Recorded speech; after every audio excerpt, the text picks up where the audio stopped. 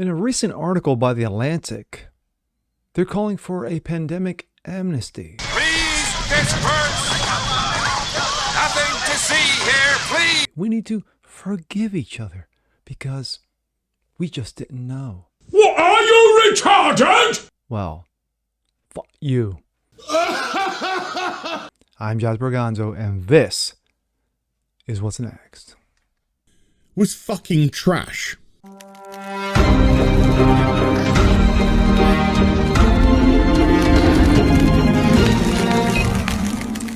Hey, what's up everyone? Jasper Gonzo here, another episode of What's Next, your daily dose of common sense and facts. How you guys doing? Me? Pretty good. There was a recent article that was done out of The Atlantic, no friend to conservatives or libertarians. Article entitled, "Let's Declare a Pandemic Amnesty." Now, when I say that, what do you think of? When it comes to something of this nature that pretty much stopped the world from turning for the better part of 2 years, and we're still recovering now. When you have one Anthony Fauci, who is elevated to Lord Wtfk status, basically saying, I am science, you must bow down and kiss my ass and kneel before Zod when it comes to the information that comes out of my mouth. When you had the media who intentionally blocked, deplatformed, demonetized anyone for those 2 years of saying, you know what, about this whole COOF thing, yeah, we may want to rethink this. There are therapeutics out there. No, we can't say that. Those are facts. Of course, then they weren't facts. They were just conspiracy theories regarding the therapeutics. When you had a number of people who were attacked, from Joe Rogan to Tim Allen, Aaron Rodgers of the Green Bay Packers, because of their therapeutics and how they recovered quickly. No, we can't have that. When you have, of course, as I stated, Anthony Fauci, who was given full license in Wuhan with American money to produce this bioweapon that killed over 2 million people and crippled countries, industrialized countries around the world to the point of lockdowns. And yet we've had, or currently have, a president in Joe Dementia who has been all on board on saying winter of death, get your 15 boosters, get your 25 vaxes, get your vax mandates. I don't fucking care. But you American people. Wow. Now you have this article from The Atlantic saying, you know what? We need to give this whole 2.5 years a pass. Wow.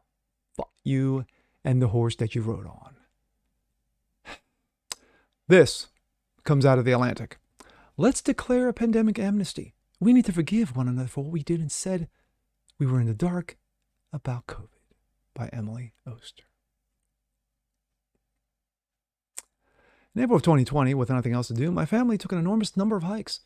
We all wore cloth masks I made myself. We had a family hand signal, which the person in front would use if someone approaching on the trail, we needed to put our mask on. Once when another child got too close to my then 4-year-old on a bridge, he yelled at her, social distancing. These precautions were totally misguided, of course. In April of 2020, no one got the COOF from passing someone else hiking. Outdoor transmission was vanishingly rare. Our cloth masks were made out of old bandanas, wouldn't have done a damn thing anyway. But the thing is, we didn't know. I've been reflecting on this lack of knowledge thanks to a class I'm co-teaching at Brown University on the COOF. We spent several lectures reliving the first year of the pandemic, including and discussing many important choices we had made under conditions of tremendous uncertainty. We didn't know.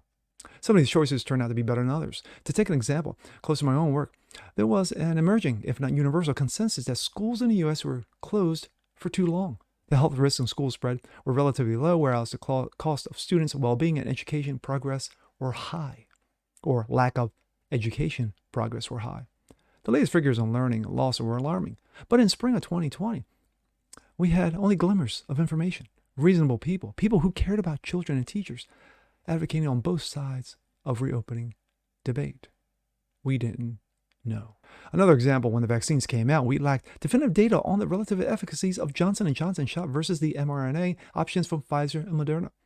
The mRNA vaccines have won out. But at the time, many people in public health were either neutral or expressed a J&J preference. This misstep wasn't nefarious. It was a result of uncertainty.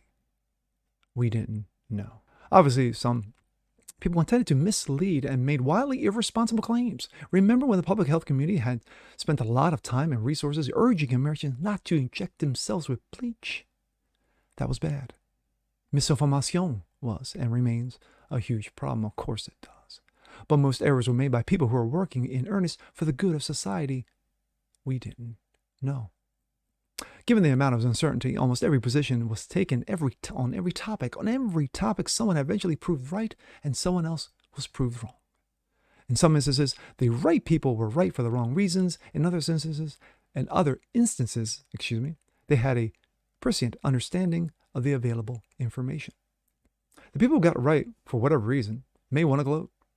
Those who got it wrong for whatever reason may feel defensive and retrench in their position that doesn't accord with the facts. All of this gloating and defensiveness continues to gobble up a lot of social energy and drive the culture wars, especially on the internet.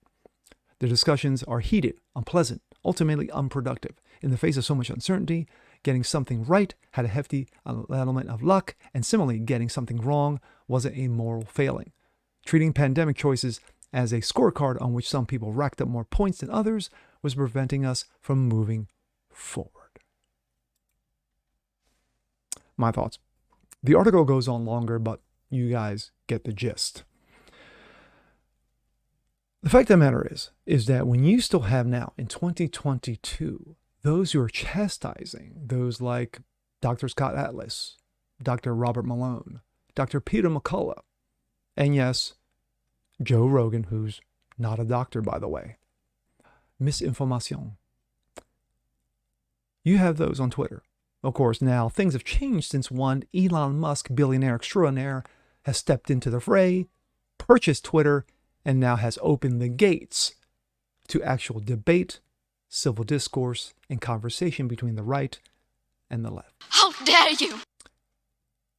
But before, that was a no-no.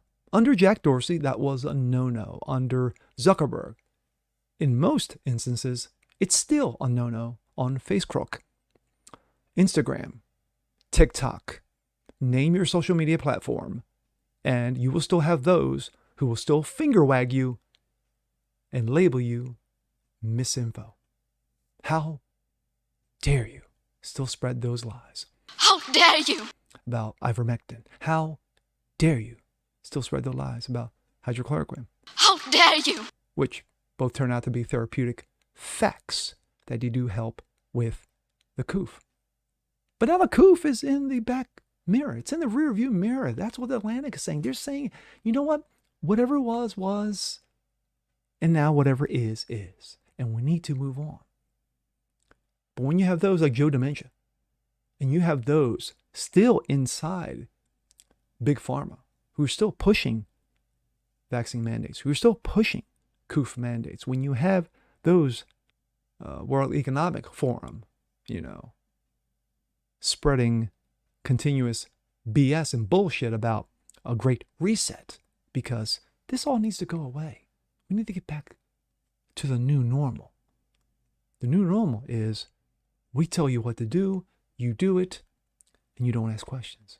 The second you ask questions is when big tech comes down on you like a ton of bricks. When you ask questions, you have the DOJ come knocking at your door with brown shirts and jackbooted thugs. When you question, you have Dementia Joe calling you a MAGA terrorist.